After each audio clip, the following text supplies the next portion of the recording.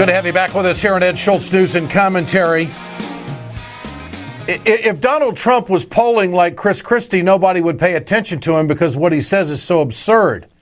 I said yesterday on this production that I do believe that there's going to be a good amount of Americans out there who are going to say, yeah, damn right, let's go after their families. But think about it. Are we going to do covert operations in foreign countries to go hijack families of terrorists so we can bring terror to their lives? What is he talking about? This is the Trumpster on Fox News. I would knock the hell out of ISIS. But we see that and the happening other in thing Ramadi. is with the terrorists, you have to take out their families. When you get these terrorists, you have to take out their families. They care about their lives. Don't kid yourself. But they say they don't care about their lives. You have to take out their families. Let's turn now to Congressman Alan Grayson of Florida. Congressman, good to have you with us. Thank you, Ed. I want your reaction. I know how you feel about this fight against ISIS and what our country should be doing. But when you hear something like that, I take pause. What does it mean? Does he mean that he wants American soldiers to cut the heads off the family members? Are we going to run special ops to pick these people up and bring them to the United States? I mean, this is the first time in my life that I've ever heard a presidential hopeful admit that he's willing to commit war crimes. How else do I read it?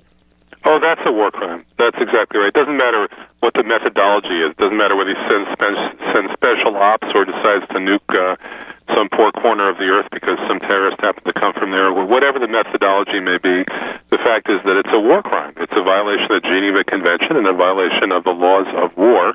And we have, as you point out, a presidential hopeful actually describing the intent to commit war crimes.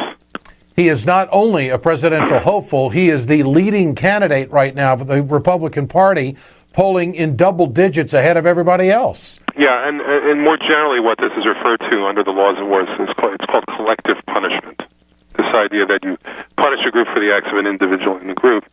It has a long and sordid history. It's practiced today even in these times in North Korea and virtually nowhere else. In recent times it's practiced by the Nazis. There's an interesting story that comes out of the author of the life of the author of The Final Solution. His name was Reinhard Heydrich. He was an officer among the Nazis, a very high-level SS officer. He was assassinated by two Czech partisans. The Nazis decided to, as they often did, decided to take collective punishment. They identified the two villages where the two partisans had come from. They killed every single person in both villages. And by the way, those weren't the right villages. Amazing. They killed two entire villages full of people by mistake. What is the reaction on Capitol Hill amongst your colleagues when this is being circulated by Trump and picked up repeatedly by the media, played over and over again? I don't think that there's a reaction among us because we don't really feel like we're direct participants. I think even on the Republican side, the sense among members of the House of Representatives and the Senate is that it's all a show that's playing out before our eyes and that we're not active participants in it. I can come on your show and I can go on other media like MSNBC and condemn this as a war crime. Yeah. But that doesn't change the fact that the Republican voters don't pay much attention to that kind of statement.